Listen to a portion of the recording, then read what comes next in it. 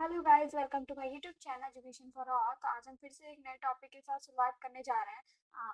आज का जो हमारा टॉपिक है वो बेसिकली आपको क्या है, overview of policy and programme for rural development और then programme in the agriculture sector. उसके बाद हम लोग पढ़ेंगे programmes and policy for the social security. ठीक है, तो हम जो पढ़ रहे हैं वो बेसिकली हमारा rural development administration and planning का यूनिट 1 चल रहा है, जिसमें हमने already part 1, part 2, part 3 previous video में कवर कर रखा है, जिसके लिंक मैं आपको डिस्क्रिप्शन में दे दूंगी।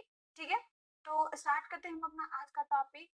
तो पहला जो हमारा क्वेश्चन है वो क्या है आपका, कि enlist various policies and program undertaken by government of India for rural development in agriculture sector। तो एग्रीकल्चर सेक्टर में जो हमारी इंडियन गवर्नमेंट है वो रूरल डेवलपमेंट के लिए जो पॉलिसी और प्रोग्राम लेके आई है उसके बारे में आपको बताना है। ठीक है, तो सबसे पहले हम जानते हैं कि एग्रीकल्चर जो है ना वो इंडियन इकोनॉमी की मोस्ट इम्पॉर्टेंट पार्ट है। ठीक है, मोस्ट इम्पॉर्टेंट कंपोनेंट है, क्योंकि एग्रीकल्चर से हमारा 60% रेवेन्यू आती है इंडियन इकोनॉमी की। ठीक है, तो एग्रीकल्चर बहुत इंपॉर्टेंट है और क्रूशियल है हमारे इंडियन इकोनॉमी के लिए। तो जरूरी क्या है कि एग्रीकल्चर को क्या किया जाए, बढ़ावा दिया जाए, ग्रोथ दिया जाए। ठीक है, जिससे हम क्या कर सके, प्रोडक्टिविटी को लार्ज स्केल पे इनहांस कर पाए। ठीक है, तो एग्रीकल्चर डेवलपमेंट के लिए सबसे ज्यादा जरूरी क्या होता है, रूरल डेवलपमेंट। क्योंकि एग्रीकल्चर आप देखोगे तो कहाँ होती है, रूरल एरिया में। ठीक है, रूरल एरिया में, आउटसाइड ऑफ अर्बनाइज एरिया में। ठीक है, तो सबसे ज्यादा जरूरी क्या है कि हम रूरल एरिया को डेवलप करें, जिससे हमारी क्या होगी, एग्रीकल्चर इकोनॉमी भी एनहांस करेगी। ठीक है, क्योंकि जब रूरल डेवलपमेंट लाएंगे तो हम क्या लाएंगे, न्यू टेक्नोलॉजी लाएंगे, लोगों को स्किल्स प्रोवाइड करेंगे, एजुकेट करेंगे, ताकि वो क्या करें, सेल्फ रिलायंस बन सके और एग्रीकल्चर में बढ़ चढ़ के वो लोग हिस्सा लें, जिससे हमारे इंडियन इकोनॉमी को क्या हो, ग्रोथ मिले। ठीक है, तो एग्रीकल्चर जो है वो रूरल एरिया में रह रहे लोगों के लिए इनकम भी प्रोवाइड करती है और एम्प्लॉयमेंट भी जनरेट करके देती है। तो एग्रीकल्चर रूरल एरियाज में रहने वाले पॉपुलेशन के लिए मेन एवेन्यू का काम करती है, क्योंकि वो उन्हें इनकम भी प्रोवाइड करके देती है, साथ में एम्प्लॉयमेंट भी जनरेट करके देती है। तो ये कहना काफी जरूरी है कि एग्रीकल्चर प्लानिंग बहुत ही इंपॉर्टेंट होता है रूरल डेवलपमेंट स्ट्रेटेजी के लिए। ठीक है, तो जो एग्रीकल्चर सेक्टर है, ठीक है, एग्रीकल्चर सेक्टर है, उनका बैलेंस ग्रोथ बहुत इंपॉर्टेंट रोल प्ले करता है, जिससे हम क्या कर सकते हैं, ऐसे लोग जो बेसिकली एग्रीकल्चर सेक्टर पे डिपेंड होते हैं उनकी बेटर कंडीशन को क्रिएट कर सकता है, बेटर कंडीशन को एनहांस कर सकता है, वे लोगों को वो सेल्फ रियलाइज बना सकता है। ठीक है, जो बेसिकली एग्रीकल्चर सेक्टर पे डिपेंड करते हैं। तो देयरफॉर ये कहना है कि गवर्नमेंट जो होती है वो क्या करते हैं, बहुत सारे न्यू पॉलिसी प्रोग्राम्स लेके आती है, जिससे वो अपने फार्मर्स को क्या कर सके, बेनिफिट करा सके। तो यहाँ पर आपको कुछ इंपॉर्टेंट गवर्नमेंट पॉलिसीज दी गई है जो आपको पढ़नी है। ठीक है, और आपको आई थिंक एग्जाम में पूछी भी जा सकती है। वैसे हमारे टाइम में व्हाट इज रूरल डेवलपमेंट के बारे में ही दिया गया था, क्वेश्चन पूछा गया था, ऑब्जेक्टिव्स के बारे में पूछा गया था। भरसक इस एग्जाम में शायद पॉलिसी और प्रोग्राम के बारे में आपसे पूछा जाए, तो आप लोग इसको जरूर से जरूर पढ़ो। ठीक है, समझो। और अगर एग्जाम के लिए नहीं पढ़ना है, चीजों की नॉलेज होनी चाहिए कि हमारी सरकारें हमारे हित के लिए कौन सी पॉलिसी लेके आ रही है, कौन से प्रोग्राम चला रही है। आधे लोग, मैं तो ये कहती हूँ 70% लोग जो इंडिया के लोग हैं उनको पता ही नहीं है कि गवर्नमेंट कौन सी पॉलिसी चला रही है, कौन से प्रोग्राम चला रही है, उन्हें पता ही नहीं है। ठीक है, फिर भी वो लोग क्या कहते हैं कि हम अनएम्प्लॉयड है, क्योंकि भैया तुम्हें पता ही नहीं है ना कि गवर्नमेंट की पॉलिसी और प्रोग्राम क्या क्या चल रही है। ठीक है, तो हमें जरूरी ये होता है कि हम अपने गवर्नमेंट की पॉलिसी हो या प्रोग्राम हो या फिर जो जो उन्होंने अमेंडमेंट किया है, हमारा जो कॉन्स्टिट्यूशन में हमारा राइट है, वो सारी चीजें हमें पता होनी चाहिए। ठीक है, तो स्टार्ट करते हैं हम अपना। तो पहला क्या है, प्रधानमंत्री फसल बीमा योजना। तो प्रधानमंत्री फसल बीमा योजना क्या है, तो बेसिकली जो एग्रीकल्चर सेक्टर पे डिपेंड रहने वाले जो लोग होंगे, यहाँ पर जो स्टूडेंट होंगे जिनके मम्मी पापा या फिर वो लोग एग्रीकल्चर सेक्टर पे बेस्ड है, तो उनको ज्यादा इनके इसके बारे में, इस पॉलिसी और प्रोग्राम के बारे में नॉलेज होगा। ठीक है, तो प्रधानमंत्री फसल बीमा योजना क्या है, तो बेसिकली जो प्रधानमंत्री फसल बीमा योजना है ना, वो बेसिकली आपका क्या है, government sponsored crop insurance scheme है। मतलब ये बेसिकली सेंट्रल के द्वारा चलाई जाती है ये स्कीम, और इसका मेन ऑब्जेक्टिव ये है, जहां पर सिंगल प्लेटफॉर्म पे ढेर सारे मल्टीपल स्टेक होल्डर्स को लेके आना, और फार्मर को एक क्रॉप इंश्योरेंस प्रोवाइड करके देना। तो आपने सुना होगा लाइफ इंश्योरेंस, सुना होगा कि जीवन के बाद भी, जीवन के पहले भी ऐसा कुछ होता है, ठीक है। तो यहाँ पर क्रॉप का भी इंश्योरेंस आप करा सकते हो, ठीक है। मतलब आपको कुछ प्रीमियम देना पड़ता है, और अगर आपकी बाय द वे या इन केस आपकी क्रॉप की फेल्योर होता है या फिर पोस्ट हार्वेस्ट में कुछ लॉसेस होते हैं, तो ये सारे चीज का रिकवर कौन करेगी? तो आपकी गवर्नमेंट करेगी, ठीक है। तो वो ऐसी कुछ पॉलिसी या प्रोग्राम लेके आती है जिससे वो अपने फार्मर्स को क्या कर सके, बेनिफिट दिला सके। तो जो प्रधानमंत्री फसल बीमा योजना है ना, यह बेसिकली 18 फरवरी 2016 को लॉन्च किया गया था हमारे मुख्य प्रधानमंत्री, ठीक है, नरेंद्र मोदी के द्वारा। और यह क्या है, एक तरीके का इंश्योरेंस सर्विस है जो बेसिकली फार्मर को उनके जो यील्ड होते हैं, जो फार्मर की प्रोडक्टिविटी होती है, उनके इंश्योरेंस के लिए सर्विस प्रोवाइड करती है, ठीक है। यह बेसिकली क्या है, वन नेशन स्कीम है। वन नेशन स्कीम किसको कहते हैं? मतलब ऑल ओवर इंडिया में जो भी एग्रीकल्चर जगह है, ठीक है, जो भी फार्मर्स हैं, जितने भी फार्मर्स हैं, चाहे वो बड़े लेवल के फार्मर्स हो, छोटे फार्मर्स हो, लैंडलेस फार्मर्स हो, सभी के लिए ये सेम स्कीम है। सभी को इक्वल मात्रा में इंश्योरेंस स्कीम प्रोवाइड की जाती है हमारे गवर्नमेंट के द्वारा, ठीक है। तो जो प्रधानमंत्री फसल बीमा योजना स्टार्ट कब किया गया था? 2016 में। और ये बेसिकली इंडिया में हमारे प्रधानमंत्री के द्वारा स्टार्ट किया गया था। तो प्रधानमंत्री फसल बीमा योजना स्कीम जो है वो बेसिकली हमारे इंडिया में जो हमारी मिनिस्ट्री ऑफ एग्रीकल्चर और फार्मर वेलफेयर है उनके द्वारा क्या किया गया है, लॉन्च किया गया है। और यह बेसिकली कब से स्टार्ट किया गया था? तो 2016 ऑनवर्ड से, ठीक है। तो यहाँ पर जो प्रीमियम की स्कीम है या फिर आपको जो एक्चुअल प्रीमियम देना पड़ता है वो क्या है? तो बेसिकली फार्मर को खरीफ क्रॉप के लिए 2% की मैक्सिमम प्रीमियम भरनी होती है, जबकि रबी के लिए 1.5%, और ऑयल सीड या फिर बाकी जो भी हॉर्टिकल्चर क्रॉप होते हैं उनका 5%। बाकी जो भी प्रीमियम होता है इंश्योरेंस का, जो भी वो क्या करती है, मतलब जैसे आपने 100% का अगर प्रीमियम है तो 2% फार्मर देगी, बाकी 98% कौन देगा? हमारा गवर्नमेंट। तो गवर्नमेंट देगा। तो गवर्नमेंट का भी क्या होता है ना, ये हिस्सा होता है। तो जो 98% जो गवर्नमेंट आपके प्रीमियम पे कर रही है वो भी किसके द्वारा इक्वली शेयर्ड होगा? सेंटर और स्टेट के द्वारा। मतलब 98 में भी आपका जो आधा कर लो तो 98 का आधा कितना होता है? तो 49, ठीक है। तो 49 जो होता है वो आपका सेंटर, और 49 आपका स्टेट गवर्नमेंट आपका इक्वली पे करेगी। तो ये बहुत ही इम्पोर्टेंट स्कीम है। और इसका जो सबसे इम्पोर्टेंट पर्पस है ये कि बहुत जल्द से जल्द सेटलमेंट को क्या करना, वो जल्द से जल्द सेटलमेंट की सुविधा फार्मर को देना। तो जो क्लेम है उसको जल्द से जल्द क्या किया जाता है, सेटल किया जाता है हार्वेस्ट होने के टाइम के 2 मंथ के दौरान। और उसके बाद ये है कि इसका सब्जेक्ट ये होता है कि जो भी ये डाटा है या फिर जो भी शेयर ऑफ प्रीमियम है जो गवर्नमेंट के द्वारा सब्सिडी के तौर पे दी जाती है, उसका जल्द से जल्द क्या करना, सेटलमेंट करना, ठीक है। अब है आपका जो ऑब्जेक्टिव क्या है इसका, ठीक है। ऑब्जेक्टिव स्कीम की क्या है वो देख लेते हैं। तो बेसिकली जो फार्मर्स होते हैं उनको इंश्योरेंस कवरेज और फाइनेंशियल सपोर्ट प्रोवाइड करना, इन केस अगर उनका जो क्रॉप होता है वो क्या हो जा रहा है, फेल्योर हो जा रहा है। मतलब कभी होता है ना, ज्यादा बारिश हो गई तो फसल बर्बाद हो जाती है, या फिर कभी सुखाड़ आ गया, फसल बर्बाद हो जाती है, या कभी बाढ़ आ गया तो फसल बर्बाद हो जाती है, या फिर कुछ नेचुरल जो कैलेमिटीज होते हैं या पेस्ट होते हैं या फिर डिजीज होते हैं, उन वजह से अगर कोई आपका क्रॉप फेल्योर हो जाता है तो उस केस में आपको हमारी जो गवर्नमेंट है वो क्या देती है, इंश्योरेंस कवरेज देती है, फाइनेंशियल सपोर्ट देती है, जिनसे फार्मर्स की मोरालिटी का क्या किया जाए, इम्प्रूवमेंट किया जाए, डेवलपमेंट किया जाए, उन्हें एक सस्टेनेबल लाइवलीहुड प्रोवाइड किया जाए। इसका जो सबसे दूसरा ऑब्जेक्टिव है वो ये है कि जो फार्मिंग वो लोग करते हैं, जो फार्मर्स होते हैं, उनकी इनकम को क्या करना, स्टेबलाइज करना, जिनसे उनकी फार्मिंग में कंटिन्यूएंसी बनी रहे, ठीक है। उसके बाद क्या है, फार्मर को इंकरेज करना कि वो ज्यादा से ज्यादा इनोवेटिव इनोवेटिव चीजें, इनोवेटिव टेक्नोलॉजी या फिर मॉडर्न एग्रीकल्चर प्रैक्टिसेस को वो क्या करे, अडॉप्ट करे, जिनसे वो अपनी प्रोडक्टिविटी को क्या कर सके, इंक्रीज कर सके। उसके बाद क्या, एग्रीकल्चर सेक्टर में जो कैश का फ्लो होता है, क्रेडिट का फ्लो होता है, वो क्या है, इंश्योर है। तो ये सारी चीजें आप कहते हैं प्रधानमंत्री फसल बीमा योजना में। अब है आपका प्रधानमंत्री कृषि कृषि सिंचाई योजना। तो कृषि सिंचाई योजना क्या है ये हम देख लेते हैं।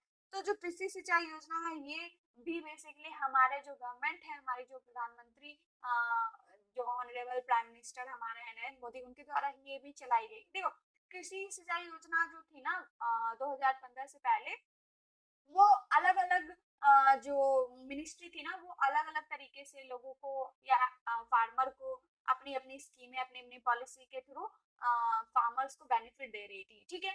तो ऐसा ये हो रहा था ना कि अलग-अलग मिनिस्ट्री क्या कर रही थी, एक ही जगह पर अलग-अलग तरीके से इन्वेस्ट कर रही थी, तो वो ज़्यादा फ्रूटफुल था नहीं और वहाँ पर रिसोर्सेज का बहुत ही ज़्यादा क्या हो रहा था, डुप्लीकेसी हो रही थी, ठीक है? जैसे देखो, जैसे कि सब्जेक्ट है, मान लो रूरल डेवलपमेंट है, हाँ?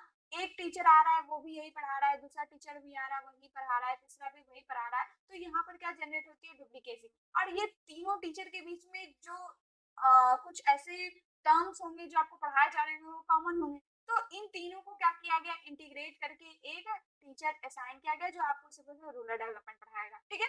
तो बस यही चीजें होती, यही चीजें इसमें भी हुई है कि ढेर सारे जितनी भी मिनिस्ट्री थी उनको आपस में क्या किया गया, कन्वर्ज किया गया, कोऑर्डिनेट किया गया, इंटीग्रेट करके एक नई स्कीम बनाई गई, नई प्रोग्राम बनाया गया जिसका नाम क्या रखा गया, प्रधानमंत्री कृषि सिंचाई योजना। और यह बेसिकली आपको 2015 में लॉन्च किया गया था और यह भी क्या है, सेंट्रली स्पॉन्सर्ड स्कीम है जो बेसिकली आपको सेंट्रल और आपका स्टेट के द्वारा चलाई जाती है। तो देखो जिसमें हम प्रधान फसल बीमा योजना में हमने देखा था कि जो सेंट्रल और स्टेट दोनों का क्या होता है, इक्वली शेयर होता है प्रीमियम में, बट सिंचाई योजना जो है इसमें आपका जो शेयरिंग होता है वो क्या होता है, वो अलग अलग होता है। कैसे, जैसे हिली एरिया हो या फिर आपको फ्लडी एरिया हो या फिर नॉर्थ ईस्टर्न स्टेट का जो एरिया होता है, ये ऐसी जगह है जहाँ पर जो सेंट्रल और स्टेट की जो शेयरिंग होती है वो कितनी होती है, तो आपको 90 से 10 की रेशियो होती है। मतलब अगर 90 सेंटर पे करेगी, 10 जो है वो क्या कौन पे करेगी, स्टेट करेगी। वहीं बाकी जो भी रेस्ट जगह है, जो भी प्लेनी एरिया है जहाँ पर प्रोडक्शन सही है, वहां पर 75 और 25 का रेशियो होता है। हाँ, 75 सेंट्रल पे करेगी, 25 स्टेट पे करेगी, ठीक है? तो प्रधानमंत्री कृषि सिंचाई योजना जो है उसका फॉर्मुलेट करने का यही विजन था कि वो ज्यादा से ज्यादा इरिगेशन कवरेज को क्या करे, एक्सटेंड करे और वाटर यूज एफिशिएंसी को एक फोकस्ड मैनर में इंप्रूव कर पाए, ठीक है? तो यह जो स्कीम है बेसिकली आपको क्या करता है, सोर्स क्रिएशन में, distribution management, field application, extension activity सभी में end to end solution generate करके देती है, प्रोवाइड करके देती है। जो कैबिनेट कमिटी है इकोनॉमिक अफेयर की, वो बेसिकली प्रधानमंत्री कृषि सिंचाई योजना को 1 जुलाई 2015 को क्या की थी, अप्रूव की थी। और यह सबसे पहले जो लॉन्च किया गया था वहां पर ये था कि हमें क्या करना है, end to end solution provide करके देना है, चाहे वो इरिगेशन सप्लाई हो या फिर उसका water sources, distribution network, farm level application, जो भी चीजें हैं उसमें हमें end to end solution provide करके देनी है, ठीक है? उसके बाद आपका क्या आता है कि इसका फोकस ये था, स्कीम का फोकस ये था कि ज्यादा से ज्यादा मतलब एस्योर्ड इरिगेशन के लिए सोर्स को क्या करना, क्रिएट करना। लेकिन इरिगेशन सिस्टम ही नहीं, जरूरी ये है कि प्रोटेक्टिव इरिगेशन को क्रिएट करना, जिसमें आपका आ गया रेन वाटर हार्वेस्टिंग का इस्तेमाल, या फिर माइक्रो लेवल पे कैसे वाटर का यूटिलाइजेशन करना है, हार्नेसिंग करना है, वो सारी चीजें इसमें क्या की गई है, क्रिएट की गई है, डेवलप की गई है। तो ऑब्जेक्टिव ये है प्रधानमंत्री कृषि सिंचाई योजना का कि आपको क्या करना है, जो भी मतलब जितनी भी इरिगेशन इन्वेस्टमेंट में लोग अलग अलग मिनिस्ट्री कर रही थी, अपनी होल्डिंग रखी हुई थी, तो उसको क्या किया गया, एक ही लेवल पे लाया गया, ठीक है? एक ही लेवल पे लाया गया और एक स्कीम बनाई गई, प्रधानमंत्री कृषि सिंचाई योजना, जो बेसिकली क्या काम करती है, आपको इरिगेशन इन्वेस्टमेंट पे ही काम करती है, ठीक है? इसके अलावा इसमें जो कहा गया कि हमें क्या करना है, ज्यादा से ज्यादा कल्टीवेटर एरिया को एक्सपेंड करना है और उसके अंदर हमें क्या देना है, एस्योर्ड इरिगेशन, ठीक है?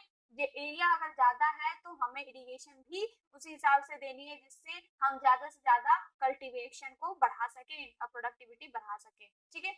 इसके अलावा क्या किया गया, on farm water use efficiency को इम्प्रूव करना, मतलब कि ये कि हमें वाटर का कैसे, जैसे वाटर रिसोर्सेज है, अब ये नहीं कि सभी खेत में पानी धड़ल्ले से पहुंचा दिया गया, ऐसा नहीं है, कुछ इनोवेटिव टेक्नोलॉजी लाई गई जिससे ये है, आपको उसमें आप ये देखोगे मोर क्रो पर ड्रॉप, मतलब आप देखोगे कि प्लांट में क्या किया गया, ड्रिप सिस्टम, ड्रिप इरिगेशन वगैरह, जो भी नए नए मेथड है जिसमें हम वाटर कंजर्वेशन भी कर सके और वाटर की अवेलेबिलिटी भी सारे क्रॉप में क्या कर सके, एनहांस कर सके, उन्हें प्रोवाइड कर सके। तो इस तरीके की टेक्निक को क्या किया गया, इस स्कीम के द्वारा, इस पॉलिसी के द्वारा अडॉप्ट किया गया, जिससे हम क्या कर सके, वाटर के वेस्टेज को कम से कम रिड्यूस कर सके। ठीक है, तो यहाँ पर जो नए तरीके के जो इरिगेशन टेक्निक्स हैं उनको क्या किया, उनका अडॉप्शन किया गया।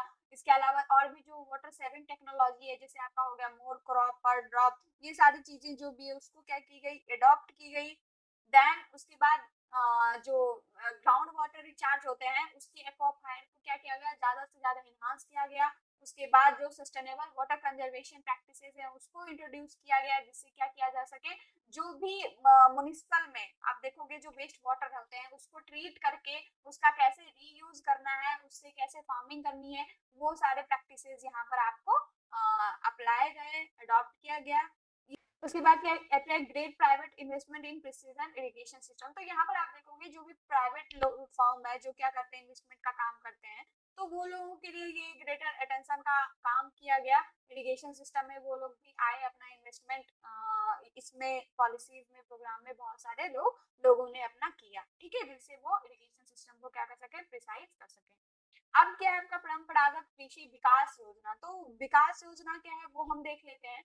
तो बेसिकली जो परंपरागत कृषि विकास योजना का मतलब क्या होता है, तो विकास मतलब क्या हुआ कि एम्पावरमेंट, डेवलपमेंट। ठीक है, तो यह जो स्कीम है वो बेसिकली 2015 में लॉन्च की गई, और इसका जो एम था वो ये कि ऑर्गेनिक फार्मिंग, जो ऑर्गेनिक फार्मिंग होती है उसको सपोर्ट करना, उसको प्रमोट करना, जिनसे हम सॉइल की हेल्थ को क्या कर सके, इम्प्रूव कर सके, हाँ, इम्प्रूवमेंट रख सके। ठीक है, सॉइल की फर्टिलिटी को लूज ना करें, क्योंकि देखो आज के टाइम में लोग इतनी ज्यादा पेस्टिसाइड हो गया या फिर बहुत सारे केमिकल्स का यूज करते हैं, जिसकी वजह से जो सॉइल की अपनी फर्टिलिटी होती है ना, वो कुछ टाइम के बाद लूज होने लग जाती है। ठीक है, तो सॉइल की हेल्थ कंजर्व रहे उसके लिए किसको प्रमोट किया गया है, ऑर्गेनिक फार्मिंग को। ठीक है, तो ऑर्गेनिक फार्मिंग में आपको ऐसे मतलब जो बायोमास प्रोडक्शन हो, बायोमास जो सॉरी बायोमास प्रोडक्शन जो होते हैं, जैसे गोबर हो गया या फिर आपका और भी बहुत सारे ऑर्गेनिक पेस्टिसाइड केमिकल्स होते हैं, जो बेसिकली सॉइल के कंजर्वेशन को, सॉइल कंजर्वेशन, सॉइल इरोजन को वो क्या करते हैं, रिड्यूस करते हैं। ठीक है, उससे सॉइल की हेल्थ क्या होती है, बनी रहती है। तो परंपरागत कृषि विकास योजना जो है यह सॉइल हेल्थ मैनेजमेंट और एक स्कीम जो चल रही थी, नेशनल मिशन सस्टेनेबल एग्रीकल्चर, इसी का ये सब कंपोनेंट है। ठीक है, जो परंपरागत कृषि विकास योजना है इसका एम ये है कि sustainable model of organic farming को क्या करना, डेवलप करना, किसके थ्रू, ट्रेडिशनल विजडम के थ्रू। मतलब जो पहले के टाइम पे जो ट्रेडिशनल वे से खेती की जाती थी उसको क्या करना, सपोर्ट और प्रमोट करना। और मॉडर्न साइंस जो है वो क्या करती है, वो इंश्योर करती है जिससे वो सॉइल फर्टिलिटी, मतलब लॉन्ग टर्म सॉइल फर्टिलिटी को वो बना के रखे, रिसोर्स का कंजर्व करे, और साथ ही यह जो क्लाइमेट के चेंज की वजह से एडेप्टेशन और मिटिगेशन में भी क्या हो, हेल्प करता रहे। ठीक है, जो क्लाइमेट चेंज होता है उससे क्या हो जाती है, फर्टिलिटी लूज होती है। तो इस वजह से क्या है कि उस क्लाइमेट चेंज के टाइम में भी ये आपको ये स्कीम क्या करती है, आपको हेल्प करती है। ठीक है, क्योंकि ये सपोर्ट किसको करती है, ऑर्गेनिक फार्मिंग को। तो इसका जो प्राइमरी एम है ना वो क्या है, सॉइल की फर्टिलिटी को इंक्रीज करना, जिस वजह से मतलब हेल्दी फूड का प्रोडक्शन करना, और किसके थ्रू, ऑर्गेनिक प्रैक्टिसेस के थ्रू। इसमें जो यूज होते हैं वो क्या होते हैं, नॉन एग्रो बेस्ड केमिकल का यूज किया जाता है। मतलब without use of agro chemicals, जो भी अभी आज के टाइम पे केमिकल्स, पेस्टिसाइड चल रही है, जिस वजह से क्या हो जाती है, फूड की भी हेल्दी, मतलब हेल्दी फूड भी वो क्या हो रहे हैं, डिस्ट्रॉय हो रहे हैं। आप देखोगे कि मतलब एक कौन कौन से केमिकल्स यूज कर रहे हैं, जिस वजह से ग्रीन्स में क्या हो रही है ना, प्लास्टिक बन रहा है।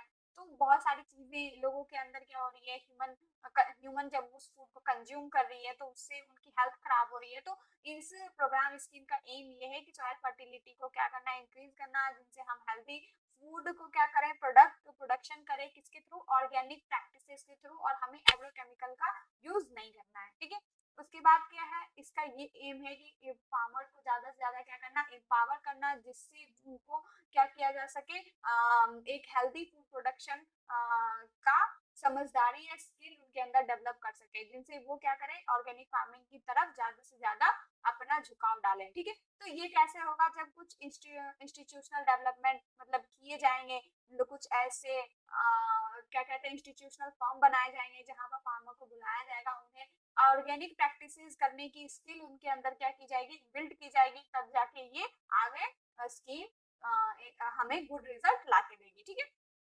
अब क्या है, प्रधानमंत्री कृषि विकास योजना जो है बेसिकली फार्मर को क्या करती है, ट्रेन भी करती है, इसमें फार्म प्रैक्टिस मैनेजमेंट में, इनपुट प्रोडक्शन में, क्वालिटी एश्योरेंस में, value addition, direct marketing through, किसके किसके थ्रू, तो कुछ इनोवेटिव मीन्स के थ्रू क्या करती है, या फार्मर को ट्रेन भी करती है। ठीक है, उसके बाद क्या है, जो पार्टिसिपेटरी गारंटी सिस्टम है पीजीएस इंडिया का प्रोग्राम, यह एक तरीके का क्या है, की अप्रोच है, जिससे प्रधानमंत्री कृषि विकास योजना के अंदर क्वालिटी एश्योरेंस को क्या किया जा सके, इम्प्रूव किया जा सके, प्रमोट किया जा सके। उसके बाद क्या है, फार्मर के पास ऑप्शन भी होता है कि वो किसी भी फॉर्म की मतलब ऑर्गेनिक फार्मिंग के किसी भी फॉर्म को अडेप्ट कर सकती है, किसके अंदर, तो इन पीजीएस इंडियन स्टैंडर्ड के अंदर। ठीक है, तो यह जो बेसिकली इसकी ऑब्जेक्टिव है इस स्कीम के, वो देख लेते हैं। तो जो पहली जो स्कीम होती है, ऑब्जेक्टिव जो है, जो मोस्ट इम्पोर्टेंट है कि एग्रीकल्चर प्रोडक्ट को क्या करना, प्रोड्यूस करना, जो क्या हो, केमिकल फ्री हो, पेस्टिसाइड फ्री हो। ठीक है, और ये कैसे पॉसिबल है, ठीक है, जो केमिकल या पेस्टिसाइड फ्री प्रोडक्ट कैसे पॉसिबल है, तो ये जब हम इको फ्रेंडली या फिर लो कॉस्ट टेक्नोलॉजी वगैरह का यूज करेंगे, नॉन ऑर्गेनिक फार्मिंग की प्रैक्टिस करेंगे, तभी तो एग्रीकल्चर प्रोडक्ट क्या होगा, फ्री फ्रॉम केमिकल और पेस्टिसाइड होगा। तो बेसिकली जो ऑब्जेक्टिव है इस स्कीम की, वो क्या, ऑर्गेनिक फार्मिंग को रूरल एरिया में, रूरल फार्मर कंज्यूमर ट्रेडर के अंदर प्रमोट करवाना। उसके बाद नए जो भी लेटेस्ट टेक्नोलॉजी है ऑर्गेनिक फार्मिंग से रिलेटेड, उसके बारे में नॉलेज देना उनको। उसके बाद क्या है, ज्यादा से ज्यादा जो भी एक्सपर्ट है उनकी जो सर्विसेज होती है उसको यूटिलाइज करना, कहाँ से, तो agriculture research system in India, जो भी हमारे इंडिया के अंदर जो भी एग्रीकल्चर रिसर्च सिस्टम है, वहां पर से जो एक्सपर्ट टीम काम कर रही है, जो भी वो सर्विसेज दे रही है ऑर्गेनिक प्रैक्टिसेस के अलावा, उसका ज्यादा से ज्यादा क्या करना, यूटिलाइजेशन करना। उसके बाद क्या है, ऑर्गेनाइज करना एक मिनिमम मतलब ये कि एक, अगर देखो लोगों के अंदर जागरूकता तब फैलती है जब उनको एक प्रॉपर तरीके से ट्रेन किया जाता है, स्किल किया जाता है, एडुकेट किया जाता है, उन्हें प्रॉपर फैसिलिटी दी जाती है तब। तो बेसिकली इस स्कीम में क्या होता है ना कि एक ट्रेनिंग फॉर्म भी बनाई जाती है, एक इंस्टीट्यूशन भी बनाया जाता है, जहां पर उन्हें क्या किया जाता है, ऑर्गेनिक फार्मिंग के बारे में डेमोन्स्ट्रेट किया जाता है, उन्हें समझाया जाता है, कि उन्हें ये बोला जाता है कि आप ऑर्गेनिक प्रैक्टिसेस का आप वो करो, इम्प्रूव प्रमोट करो और सपोर्ट करो, आप लोग ऑर्गेनिक प्रैक्टिसेस की तरफ जाओ। ठीक है, explain rain field area development programme. अब आपका आता है rain field area development programme, उसके ऑब्जेक्टिव क्या वो देख लेते हैं। तो रेन फील्ड एरिया जो डेवलपमेंट प्रोग्राम है ना, वो बेसिकली आपको 2011-12 में लॉन्च किया गया था। किसके अंदर, तो राष्ट्रीय कृषि विकास योजना के ही अंदर इसको भी क्या किया गया था, इस स्कीम को लॉन्च की गई थी। तो इसका जो मेन ऑब्जेक्टिव था वो ये है कि एग्रीकल्चर ग्रोथ को क्या करना, इंश्योर करना, कहाँ पर, रेनफेड एरिया में। रेनफेड एरिया क्या होता है, ऐसा एरिया जहां पर या तो बहुत बारिश होती है, फ्लडिंग होना है, या तो फिर जहां पर बहुत ज्यादा सुखाड़ है। ठीक है, तो ऐसे एरिया में एग्रीकल्चर ग्रोथ को कैसे इंश्योर किया जाए, वो कहाँ पर आती है, तो इस स्कीम के अंदर आती है। ठीक है, तो इसका एम जो है वो क्या करना, कि ऐसे फार्मर जो बेसिकली जो स्मॉल फार्मर हैं, जो मार्जिनल फार्मर हैं, मतलब उनको एक complete package of activities offer करके उनको क्या करना, ज्यादा से ज्यादा मैक्सिमम फार्म को रिटर्न करना, जिनसे उनकी क्वालिटी ऑफ लाइफ क्या हो, इम्प्रूव हो। ठीक है, तो जो rain feed area development programme है, ये बेसिकली क्या करती है ना, ये फार्मिंग सिस्टम को इंटीग्रेट करती है, उस पर ये फोकस करती है, जिससे क्या किया जाए, प्रोडक्टिविटी को इन्हांस किया जाए, और जो भी रिस्क आती है क्लाइमेटिक वेरिएबिलिटी के साथ, जो भी रिस्क आती है उसको क्या किया जाए, मिनिमाइज किया जा सके, जिनसे फार्मर्स की प्रोडक्टिविटी क्या हो, इन्हांस हो, उनके सेल्फ रियलायंस को नुकसान ना हो। अब है इसकी ऑब्जेक्टिव क्या है, ये देख लेते हैं। तो इसकी जो ब्रॉड ऑब्जेक्टिव जो है वो क्या क्या है, वो हम देखते हैं। तो जो पहला है कि एग्रीकल्चर प्रोडक्टिविटी को क्या करना, इंक्रीज करवाना रेनफेड एरिया में, जिनसे क्या हो, जो फार्मर है उनकी सस्टेनेबिलिटी क्या हो, बनी रहे। ठीक है, तो ये कैसे संभव है, तो जब आप एक एप्रोप्रिएट फार्मिंग सिस्टम अडॉप्ट करते हो तभी जाके ये सारी चीजें पॉसिबल है। ठीक है, तो कुछ ऐसे अप्रोचेस बनाए जाते हैं जो बेसिकली किस पे बेस हो, अप्रोप्रिएट फार्मिंग सिस्टम पे। तो इनको अडॉप्ट करके क्या किया जाता है, जो रेनफेड एरिया है वहां पे एग्रीकल्चर प्रोडक्टिविटी को इंक्रीज की जाती है। ठीक है, उसके बाद क्या है, to minimise adverse impact of possible. हाँ, तो देखो जो ड्राउट का टाइम है या फ्लड का टाइम है या फिर अगर बारिश अच्छी से नहीं हुई है, तो इस केस में अगर क्रॉप का फेल्योर होता है तो उस वजह से जो भी पॉसिबल इम्पैक्ट आते हैं उसको क्या करना, मिनिमाइज करना, मिनिमाइज करना। ठीक है, और ये कैसे पॉसिबल है, जब आप डाइवर्सिफाइड और कंपोजिट फार्मिंग सिस्टम का आप यूज करते हो। ठीक है, उसके बाद है आपका कि फार्मर्स की इनकम को इन्हांस करना, और साथ ही जो भी लाइफ सपोर्ट है, ठीक है, लाइफ सपोर्ट होता है जो भी जिससे क्या किया जा सके, पोवर्टी और जो भी रेनफेड एरिया में जो पोवर्टी चल रही है उसको रिडक्शन किया जा सके, तो उसका क्या होता है, वो कैसे पॉसिबल है, जब फार्मर की इनकम का एनहांसमेंट हो। अब है convergence of relevant development programme and project area for optimal. देखो, तो जो भी एरिया है, जैसे जरूरी नहीं है कि वन नेशन स्कीम ही हर जगह हो, नहीं, कोई पर्टिकुलर एरिया ऐसे होते हैं ना जो वो अपनी खुद की भी स्कीम चलाती है जिससे वो अपने फार्मर को बेनिफिट कर सके। तो ऐसे कुछ प्रोग्राम्स, और ये प्रोग्राम्स ये लोग आपस में क्या होते हैं, कन्वर्ज होते हैं, इंटीग्रेट होते हैं, जिससे रिसोर्सेज का क्या हो सके, ऑप्टिमल यूटिलाइजेशन कर सके। और एक क्या करें कि मतलब जो भी मतलब डिफरेंट डिफरेंट मतलब एग्रीकल्चर के जो जो भी डिफरेंट डिफरेंट सेक्टर में जो इंस्टीट्यूशन है या फिर जो भी सारे सेक्टर्स है वो आपस में क्या होते हैं, इन्वॉल्व होते हैं, इंटीग्रेट होते हैं, कोऑर्डिनेट करते हैं एक दूसरे से, और ज्यादा से ज्यादा रिसोर्सेज का ऑप्टिमल यूटिलाइजेशन करते हैं। ठीक है, अब है आपका क्या, national water set development project क्या है वो देखते हैं। तो जो national water set development project है ना, यह बेसिकली क्या है, national water set development project in rainfed area, ये भी बेसिकली रेनफेड एरिया के लिए ही चलाया गया है। तो बेसिकली जो national water set development project rainfed area, ये सेंट्रल स्कीम है। ठीक है, ये बेसिकली जो कल्टीवेटर्स होते हैं, जो पॉवर्टी लाइन के नीचे होते हैं, उनकी बेनिफिट के लिए चलाया जाता है। और यह जो बेस्ड होता है ना, वो इन कंसेप्ट पे है। मतलब पहले जो एक स्कीम चलती थी, integrated water water set management और सस्टेनेबल फार्मिंग सिस्टम, इस दोनों के कंसेप्ट को क्या किया गया है, इंटीग्रेट करके क्या बनाया गया है, national water set development project. ठीक है, तो ये जो स्कीम है ना, वो बेसिकली किसके लिए, रेनफेड एरिया में ही है, और यह लॉन्च किया गया था 1990 से 1991 में।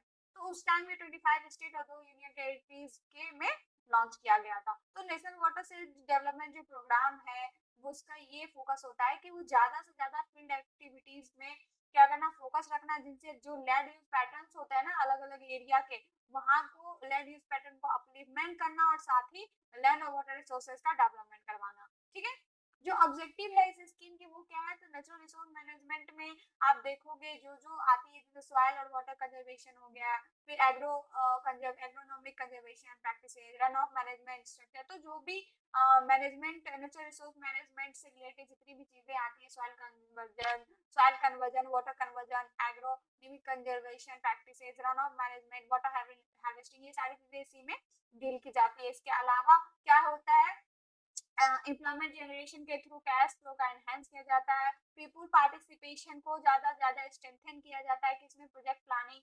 इम्प्लीमेंटेशन, मॉनिटरिंग में। इसके अलावा जो सबसे इम्पोर्टेंट है वो क्या है, सस्टेनेबल एम्प्लॉयमेंट अपॉर्चुनिटी को क्या किया जाता है, रूरल कम्युनिटी के लिए क्रिएट किया जाता है। इसमें आपको जो भी लैंडलेस लोग होते हैं उनको भी इंक्लूड रखा जाता है। जो भी इकोलॉजिकल बैलेंस होते हैं कैचमेंट एरिया के, हाँ, यहाँ पर ज्यादा से ज्यादा सॉइल कंजर्वेशन, सितु जो एक टर्म है, इन सितु मॉइस्चर कंजर्वेशन, इसका प्रमोशन करके रीस्टोर कर सके इकोलॉजिकल बैलेंस को। उसके बाद क्या करना, सोशियो इकोनॉमिक स्टेटस जो कल्टीवेटर्स के होते हैं उसको इम्प्रूव करवाना, फार्म प्रोडक्शन सिस्टम इंक्रीज करवाना, लाइवलीहुड सपोर्ट सिस्टम प्रोवाइड करना, ये सारी चीजें आपकी इसमें आती है। अब है आपकी क्या, नेशनल मिशन कौन कौन से हैं सस्टेनेबल एग्रीकल्चर के लिए, वो हम देखते हैं, उसके ऑब्जेक्टिव क्या क्या है वो देखते हैं। ठीक है, तो जो नेशनल मिशन है फॉर सस्टेनेबल एग्रीकल्चर, इसको फॉर्मुलेट किया गया था, जिससे क्या किया जा सके, एग्रीकल्चर प्रोडक्टिविटी को इनहेंस किया गया है, बेसिकली ऐसे एरिया में जो क्या है, रेनफेड एरिया है। ठीक है, इसका फोकस ये किया गया था कि जो farming, water use efficiency, soil health management, और भी जो सिनर्जी रिसोर्स कंजर्वेशन था, इनको क्या करके आपस में इंटीग्रेट किया जाए, और एक साथ ज्यादा से ज्यादा रिसोर्सेज का ऑप्टिमल यूटिलाइजेशन हो, ठीक है, जिससे एग्रीकल्चर प्रोडक्टिविटी को बढ़ाया जाए। तो यह जो है बेसिकली आपको डिराइव किया गया था कहाँ, जो पहले एक स्कीम चल रही थी सस्टेनेबल एग्रीकल्चर मिशन, जो कि आपका यही क्लाइमेट जो नेशनल एक्शन प्लान के अंदर जो 8 मिशन आते हैं उसके अंदर यह भी एक मिशन था, ठीक है। तो वहीं से इसको क्या किया गया है, डिराइव किया गया है, लाया गया है। इसकी ऑब्जेक्टिव क्या है, तो ऑब्जेक्टिव ये है कि ज्यादा से ज्यादा एग्रीकल्चर को प्रोडक्टिव बनाना, सस्टेनेबल बनाना, रीयूटिलिटी मतलब नए तरीके से, नए परंपरागत तरीके से चीजों को बनाना। फिर क्लाइमेट का रिसेटलमेंट में भी क्लाइमेट मैनेजमेंट करना। क्लाइमेट मैनेजमेंट मतलब ये कि जो क्लाइमेट से चीजें आती है, क्लाइमेट वेरिएबल चीजें जो रिस्क लेके आती है उसको क्या करना, मिनिमाइज करना। और ये कैसे संभव है, तो जो भी वहाँ की जो लोकेशन है, ठीक है, जो भी लोकेशन वहाँ पर जितनी भी फार्मिंग सिस्टम चल रही है, ठीक है, जो भी प्रोजेक्ट एरिया है वहाँ पर सेंट्रल की स्कीम होगी, स्टेट की खुद की स्कीम होगी, तो उस हिसाब से उस सभी फार्मिंग सिस्टम को क्या करना, आपस में इंटीग्रेट करना और फिर एक नए तरीके से, न्यू अप्रोचेस के साथ एग्रीकल्चर को प्रमोट करना, सपोर्ट करना, ठीक है। इसके अलावा क्या है, नेचुरल रिसोर्सेज को क्या करना, कंजर्व करना। कैसे, तो एप्रोप्रिएट सॉइल और मॉइस्चर कंजर्वेशन मेजर्स लेके, ठीक है। ये सारी चीजें आती है, सॉइल मैनेजमेंट, वाटर मैनेजमेंट, ये सारी चीजों को क्या करना, इसके थ्रू नेचुरल रिसोर्सेज को कंजर्व करना। इसके अलावा क्या, to adopt comprehensive soil health management practices. मैंने आपको बताया था, इसमें भी आपका क्या आता है, सॉइल हेल्थ मैनेजमेंट प्रैक्टिसेस का को अडेप्ट करके क्या करना, ये फोकस रखना कि हमें सॉइल की फर्टिलिटी को क्या करके रखना है, बना के रखना है। तो बेसिकली जो सॉइल की फर्टिलिटी मैप को देख के, सॉइल टेस्टिंग करके, ठीक है, और उसके बाद उसमें कौन सा फर्टिलाइजर यूज करना है, इसके बेसिस पे क्या किया जाता है, सॉइल हेल्थ मैनेजमेंट प्रैक्टिस को अडॉप्ट किया जाता है।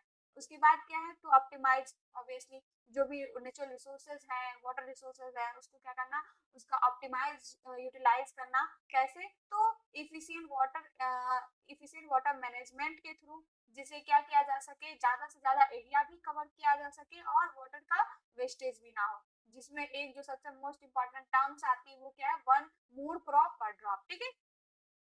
तो इसके अलावा क्या करना, फार्मर और स्टेक होल्डर की कैपेसिटी को क्या करना, डेवलप करना और इनको दूसरे मिशन के साथ क्या करना, जोड़ना, ठीक है।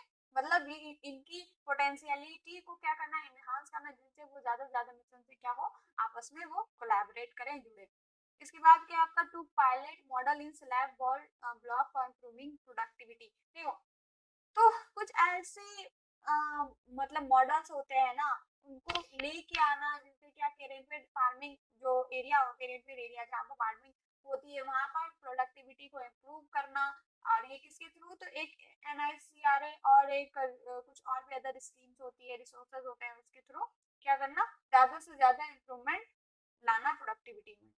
उसके बाद क्या आपका, कि टू स्टैब्लिश, तो इसमें क्या है ना कि एक इंटर डिपार्टमेंटल मिनिस्ट्री कोऑर्डिनेशन जो होती है वो सबको क्या करना है, स्टैब्लिश करना, जिससे वो जो मिशन जो चल रहा है हमारा, नेशनल मिशन सस्टेनेबल एग्रीकल्चर, उसमें ज्यादा से ज्यादा सुधार लाया जाए, ज्यादा से ज्यादा स्कीम को एनहांस किया जाए, कुछ नए तरीके लाया जाए, अडॉप्ट किया जाए, जो बेसिकली आपका किसके अंदर आता है, आपका नेशनल एक्शन प्लान क्लाइमेटिक। मैंने आपको बताया था ना, national action plan climate change का ही यह एक सब कॉम्पोनेंट है, ठीक है। अब लास्ट हमारा क्या है, इस टॉपिक का लास्ट क्वेश्चन क्या है कि what is the mandate of Mahatma Gandhi national rural employment. तो ये क्या है, तो ये सुन के काफी लोगों को समझ नहीं आया होगा कि ये क्या है, लेकिन मनरेगा अगर मैं कहूंगी तो लोगों को चीजें ज्यादा रिलेट लगेगी कि हाँ भाई तो सुना है ये चीजें। तो मनरेगा क्या होता है उसके बारे में हम देखेंगे। तो बेसिकली जो मनरेगा है ना, उसका फुल फॉर्म क्या है, Mahatma Gandhi national rural employment guarantee act, ठीक है। तो यह जो है बेसिकली एक्ट 2005 में पास किया गया था, ठीक है। पहले पहले जो था 2000 को हम जानते क्या थे, अनरेगा के तौर पे, ठीक है, अनरेगा के तौर पे, मतलब national rural employment guarantee act के तौर पे। यह क्या है, एक तरीके का इंडियन लेबर लॉ है और सोशल सिक्योरिटी लॉ है, ठीक है। सोशल सिक्योरिटी एक्ट है तो किसमें आ गया, आपका लॉ में आ गया। तो इसका एम ये था कि लोगों को राइट टू वर्क इंश्योर करें, ठीक है, राइट टू वर्क इंश्योर करें। तो इसका जो एम था, मनरेगा का जो एम था या मनरेगा का जो एम है वो क्या लेती है, राइट टू वर्क की गारंटी लेती है। इस एक्ट को 2005 में क्या किया गया था, पास किया गया था। तो जो पहले था उसको अनरेगा कहा जाता था, उसके बाद कुछ टाइम के बाद इसे क्या किया गया, मनरेगा के तौर पे चलाया गया। अभी भी मनरेगा से बहुत लोगों को कोविड के टाइम पे क्या की गई है, जॉब दी गई थी, ठीक है। तो जो मनरेगा है वो क्या करती है, आपको 100 दिन की गारंटीड वेज एम्प्लॉयमेंट प्रोवाइड करती है, ठीक है, किसी भी फाइनेंशियल ईयर में। मतलब आप कोई भी ईयर में हो जहां पे आपको फाइनेंस की जरूरत है, आप गवर्नमेंट के पास जाके, ठीक है, क्या कर सकते हो, अपने लिए 100 दिन की 100 डेज की एम्प्लॉयमेंट गारंटी ले सकते हो, ठीक है। इसका ये हो सकता है। तो मनरेगा क्या करती है, मनरेगा जो होती है वो फाइनेंशियल ईयर में सभी रूरल हाउस होल्ड, जितने भी गांव में जो भी रूरल एरिया में रहने वाले लोग हैं, वहां पर उस हाउस होल्ड के अंदर एक मेंबर को, बहुत ही जरूरी है उसको, वो वॉलेंटियर मानती है कि वो गवर्नमेंट के पास जाके अपने लिए 100 दिन की क्या कर सके, जॉब अपॉर्चुनिटी की मांग कर सके, और गवर्नमेंट उसको 100 दिन की जॉब अपॉर्चुनिटी गारंटी करके देगी ही देगी। तो यहाँ पर जो जॉब प्रोवाइड की जाती है वो क्या होती है, अनस्किल्ड मैनुअल वर्क होती है। मतलब ये जॉब करने के लिए आपको कोई भी स्किल की जरूरत नहीं है, आप जाओ, आप भले अनस्किल्ड पर्सन हो, आपके पास एजुकेशन नहीं है, आप गरीब हो, ठीक है, तो आप तो भी आप सरकार के पास जा सकते हो और उनसे अपने लिए 100 डेज की गारंटी बेस्ड एम्प्लॉयमेंट मांग सकते हो, ठीक है। तो जो बेसिकली ऑब्जेक्टिव है वो ये है, उसका कहना ये है मनरेगा की कि आप 100 डेज से नीचे का जॉब प्रोवाइड आप नहीं कर सकते। मतलब आपको मिनिमम कितने दिन का जॉब देना होगा, 100 डेज का, ठीक है। और जॉब कैसा होगा, अनस्किल्ड मैनुअल वर्क होगा, और इसमें कोई भी स्किल रिक्वायर नहीं है, आपको आपको कोई भी जॉब लगाया जा सकता है, ठीक है, आप कहीं भी काम कर सकते हो। उसके बाद ये क्या करती है, as a guarantee employment generate करके देती है फाइनेंशियल ईयर में सभी हाउस होल्ड को, और हाउस होल्ड को, और रूरल एरिया के डिमांड के हिसाब से वो क्या करती है, कुछ प्रोडक्टिविटी एसेट्स क्रिएट करती है, या फिर वहाँ की क्वालिटी और ड्यूरेबिलिटी को वो क्या करती है, एनहांस करती है। कैसे, तो 100 डेज की एम्प्लॉयमेंट जनरेशन करके, ठीक है। उसके बाद ये क्या करती है, जो लाइवलीहुड रिसोर्सेज हैं, जो लाइवलीहुड रिसोर्सेज होते हैं पुअर्स के, उनको क्या करना, स्ट्रेंथन करना, उनको जॉब प्रोवाइड करवा के देना, उनके अंदर स्किल डेवलप करवा के देना। उसके बाद ये क्या करती है, ये सॉइल सोशल इंक्लूजन को भी इंश्योर करती है। देन ये साथ ही पंचायती राज इंस्टीट्यूशन जो है उसको भी स्ट्रेंथन करती है। तो देखो इसका जो बेसिकली एम है ना, वो क्या करना, रूरल एरिया में लाइवलीहुड सिक्योरिटी को एनहांस करना। और ये कैसे होगा, ये होता है कैसे, जब गवर्नमेंट क्या करती है, 100 डेज की मिनिमम 100 डेज की वेज एम्प्लॉयमेंट किसी भी फाइनेंशियल ईयर में आपको प्रोवाइड करके देती है, ठीक है। यहाँ पर साथ ही वुमेन को भी, ऐसा नहीं है वुमेन को गारंटी नहीं होता, वुमेन को भी जो जितनी भी जॉब जनरेट की जाती है उसको भी, वुमेन को भी 1/3 जॉब का गारंटी दिया जाता है, किसके अंदर, मनरेगा के अंदर, ठीक है। तो जो इसका अदर एम है मनरेगा का, उसमें ये भी है कि जो रूरल एरिया में उसमें कुछ ड्यूरेबल एसेट, जैसे आपका रोड हो गया, कैनाल, पॉन्ड, वेल, ये सबको क्या करना है, मतलब क्रिएट करना, ठीक है, ये सब भी बनाना। तो जो एम्प्लॉयमेंट जनरेट की जाती है, एम्प्लॉयमेंट प्रोवाइड की जाती है ना, वो जो भी एप्लीकेंट रेसिडेंट्स होते हैं, मतलब जिन्हें जॉब मिलने वाली है, उनके 5 किलोमीटर के अंदर ही दी जाती है। और जो जिससे उनका क्या हो, मिनिमम, और उनको मिनिमम वेजेस क्या किया जाए, प्रोवाइड किया जाए, पेड किया जाए। और अगर आप अप्लीकेंट करते हो, अप्लाई करते हो और 15 दिन के अंदर आपको वर्क प्रोवाइड नहीं किया जाता, तो आप एज एप्लीकेंट इंटाइटल हो कि आप एम्प्लॉयमेंट अलाउंस की मांग करो, ठीक है। अगर सरकार आपको 15 दिन के अंदर जॉब नहीं दे रही है तो आप उनसे अनएम्प्लॉयमेंट अलाउंस भी मांगते हो। और अगर गवर्नमेंट फेल हो जाती है आपको एम्प्लॉयमेंट देने के लिए, तो वहां पर भी क्या दिया जाता है, पीपल को कुछ एम्प्लॉयमेंट अलाउंस दी जाती है। तो जो भी मनरेगा के अंदर एम्प्लॉयमेंट होता है वो क्या है, एक लीगल एंटाइटलमेंट है। मैंने बताया था आपको कि ये लॉ है, और लॉ कौन सा है, राइट टू वर्क का लॉ है, ठीक है। जो मनरेगा का जो एम है वो ये है कि क्या करना, जो भी रूरल एरिया के एनवायरमेंट है उसको प्रोटेक्ट करना, रूरल वुमेन को एम्पावर करना, साथ ही जो भी रूरल अर्बन माइग्रेशन हो रहे हैं उसको भी रिड्यूस करवाना, सोशल इक्विटी को बढ़ावा देना। तो ये सारी चीजें क्या है, ये मनरेगा के अंदर आती है। अब आपका क्या गोल अब मनरेगा, तो मनरेगा का गोल्स क्या है वो देख लेते हैं। तो जो भी सोशल प्रोटेक्शन होते हैं पीपुल्स के लिए रूरल इंडिया में, तो वो कैसे होते हैं, वो उनको एम्प्लॉयमेंट अपॉर्चुनिटी की गारंटी लेके देना, ठीक है। उसके बाद उनकी लाइवलीहुड सिक्योरिटी जो होती है रूरल पुअर का, उसको एनहांस करना है। कैसे, तो तो एम्प्लॉयमेंट अपॉर्चुनिटी को जनरेट करके, और इसके अलावा जो रूरल एरिया में जो ड्यूरेबल एसेट है उनको क्रिएट करवा के वहाँ पर उनको काम लगवा के, ठीक है। उसके बाद नेचुरल रिसोर्सेज जो भी होते हैं रूरल एरियाज में उसको नए तरीके से इस्तेमाल करवाना। फिर क्या है, ड्यूरेबल और प्रोडक्टिव रूरल एसेट्स को क्या करना, क्रिएट करना। हाँ, फिर साथ ही जो भी सोशली डिसएडवांटेज या फिर वुमेन हो गया, SC ST, इनको क्या करना, राइट बेस्ड लेजिस्लेशन प्रोवाइड करवा के इनको एम्पावरमेंट करवाना, एम्पावर करना, इनको सेल्फ रियलाइज बनवाना। देन जो डिसेंट्रलाइज्ड है उनको स्ट्रेंथन करना। इसके साथ साथ जो भी कन्वर्जेंस होती है एंटी पॉवर्टी या फिर लाइवलीहुड इनिशिएटिव में उसके थ्रू क्या करना, प्लानिंग में पार्टिसिपेट करवाना। देन जो पंचायती राज इंस्टीट्यूशन होती है उसको स्ट्रेंथन करना, और इससे क्या हो कि डेमोक्रेसी को ग्रास रूट लेवल पे क्या करना, इन्हांस करना, एम्पावर करवाना, ठीक है। तो ये आपका हो गया टॉपिक कंप्लीट। अब हमारा जो स्टार्ट होता है programme in the social security. तो प्रोग्राम सोशल सिक्योरिटी क्या है वो देख लेते हैं। तो बहुत सारे प्रोग्राम और पॉलिसी गवर्नमेंट के द्वारा चलाए जाते हैं ऐसे लोगों के लिए जिन्हें एक क्या दिया जाए, सोशल सिक्योरिटी, या ये कह लो लाइवलीहुड सिक्योरिटी। एक टाइम के बाद उन्हें मिले जब वो क्या हो जाते हैं, अनएबल टू डू एनीथिंग, मतलब ऐसे टाइम पे जब उनको वो कुछ नहीं कर पाते, मतलब वो लायबल नहीं रह जाते, तब वहां पर गवर्नमेंट क्या करती है, कुछ उनको अलायंस देती है, इंश्योरेंस प्रोवाइड करके देती है, ठीक है। तो जो सोशल सिक्योरिटी आपको कंसेप्ट और सिस्टम दोनों में आता है, ठीक है। ये बेसिकली एक तरीके का क्या है, सिस्टम ऑफ प्रोटेक्शन है इंडिविजुअल के लिए जिन्हें क्या हो, प्रोटेक्शन की, इस टाइप के प्रोटेक्शन की बहुत जरूरी होती है, ठीक है। तो ये जो बेसिकली चलाई जाती है, ये किसके द्वारा रिप्रेजेंट किया जाता है, स्टेट के द्वारा या फिर कोई भी सोसाइटी के एजेंट के द्वारा। जैसे सोसाइटी एजेंट क्या हो गया, LIC वगैरह हो गया, ठीक है। स्टेट में क्या हो गया, स्टेट कुछ पॉलिसी लेके निकाल के लेके आती है, ठीक है।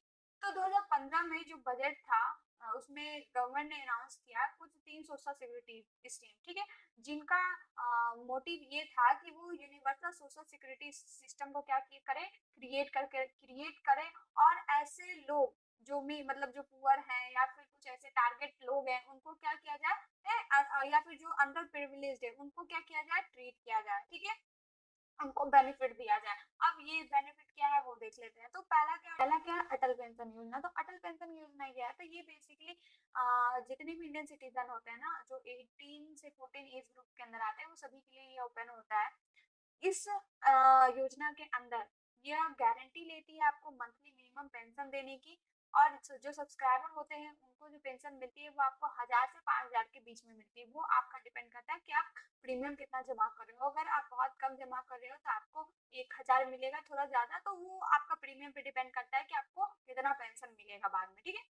अगर जो सब्सक्राइबर हैं वो डेथ कर जाते हैं तो जो स्पाउस होते हैं, मतलब या तो उनके हस्बैंड हो या फिर उनकी बीवी हो, वो क्या होती है, उनको इंटाइटल होता है कि वो सेम पेंशन, सेम अमाउंट का पेंशन वो क्या हो सकती है, रिसीव कर सकती है जब तक वो डेथ ना कर जाए, ठीक है। उसके बाद अगर स्पाउस और सब्सक्राइबर दोनों डेथ कर जाते हैं तो जो नॉमिनी होती है सब्सक्राइबर की, उसको एंटाइटल्ड होता है कि वो भी सेम अमाउंट का पेंशन वेल्थ वो क्या कर सकती है, रिसीव कर सकती है। कब तक, कब से स्टार्ट होगा, जब वो भी एज ऑफ 60 के पास आ जाती है, आ जाएगा जो भी नॉमिनी है, अगर वो 60 से क्रॉस कर गया है तो वो उसको भी सेम पेंशन वेल्थ का एंटाइटल हो जाता है, ठीक है। अब है आपका प्रधानमंत्री सुरक्षा बीमा योजना। तो ये क्या है, ये बेसिकली आपको एक्सीडेंटल डेथ और डिसेबिलिटी को कवर करती है। तो यह बेसिकली 1 ईयर को ही कवर करती है, और इसको आपको हर साल क्या करना पड़ता है, रेन्यू कराना पड़ता है। मतलब देखो, आपने पहला प्रीमियम अगर 12 रुपए का एक साल आपने जमा किया तो वह सिर्फ और सिर्फ 1 मई से 31 जुलाई तक ही सीमित रहती है वो कवरेज। अगर उस बीच अगर आपके साथ कुछ एक्सीडेंटल डेथ होता है या परमानेंट डिसेबिलिटी होती है तो बस उसी 1 ईयर के अंदर वो आपको स्कीम का आपको बेनिफिट आपको मिलेगा या फिर आपके नॉमिनी को मिलेगा। आपको फिर नेक्स्ट नेक्स्ट ईयर को फिर आपको नया रिन्यू करवाना पड़ता है। तो इस स्कीम के अंदर जो रिस्क की कवरेज होती है वो बेसिकली 2 लाख होती है एक्सीडेंटल डेथ के लिए, और जो परमानेंट डिसेबिलिटी होती है वो होती है 1 लाख, ठीक है। अगर आपकी परमानेंट डिसेबिलिटी हो जाती है तो वहां पर आपको क्या मिलता है, 1 लाख रुपए आपको वो मिलती है। तो जो भी इंडिविजुअल बैंक अकाउंट होल्डर है जो 18 से 17 ईयर एज ग्रुप के अंदर आते हैं वो सभी इसमें ज्वाइन करने के लिए एलिजिबल होते हैं। साथ ही जो प्रीमियम पे करना होता है वो 12 रुपए पर एनम ही पे करने होते हैं जो भी अकाउंट होल्डर है उनके थ्रू। ये जो बेसिकली स्कीम है ये किसके द्वारा ऑफर की जाती है, जो भी पब्लिक सेक्टर जनरल इंश्योरेंस है कंपनी है, या फिर जो भी जनरल इंश्योरेंस कंपनी है, या फिर बैंकिंग के तौर पे भी आपको प्रोवाइड की जाती है। ठीक है, उसके बाद है आपका प्रधानमंत्री जीवन ज्योति बीमा योजना। तो ये क्या है, ये भी बेसिकली आपका 1 ईयर लाइफ इंश्योरेंस स्कीम ही है, जिसमें आपको 2 लाख का कवर करती है। तो यह बेसिकली जो है डेथ डेथ इशू को कवर करती है। अगर किसी भी रीजन से अगर आपको डेथ हो जा रहा है, ठीक है, और तो वहां पर आपको कवर करेगी। और यह जो होता है वो बेसिकली 18 से 50 साल के एज ग्रुप में अगर किसी भी वजह से अगर डेथ हो जा रही है और उनके पास सेविंग अकाउंट है, तो उनके लिए ये ऑफर इंटाइटल्ड होता है। तो ये बेसिकली आपको 330 रुपये पर एनम पर मेंबर के हिसाब से आती है, और आपको इसको भी एवरी ईयर ही रिन्यू कराना पड़ता है। तो ये जो स्कीम होती है ना, बेसिकली लाइफ इंश्योरेंस कॉर्पोरेशन जो है उसके द्वारा ऑफर की जाती है, और भी बहुत सारे जो प्राइवेट वो है इंश्योरेंस कंपनी, वो लोग इनको ऑफर करते हैं। ठीक है, तो ये सारी चीजें आपकी हो गई कंप्लीट। अब आपका बस एक टॉपिक बच गया है, जो है प्रोग्राम इन एरिया सोशल सेक्टर। उसको भी बहुत जल्द मैं वीडियो लेके आऊंगी। अगर वीडियो अच्छी लगे तो लाइक कर दीजिएगा, शेयर कर दीजिएगा, सब्सक्राइब कर दीजिएगा। बाकी वीडियो में अगर कहीं से कोई भी दिक्कत आए तो कमेंट में पूछिए। ठीक है, ऐसा नहीं कमेंट में नहीं पूछना है, कमेंट में पूछिए। बाकी मैं बहुत जल्द सारे वीडियो लेके आऊंगी, तो सब्सक्राइब करके आप लोगों को रखना है चैनल। ठीक है, आज के लिए बस इतना ही, मिलते हैं नेक्स्ट वीडियो में, तब तक के लिए बाय बाय।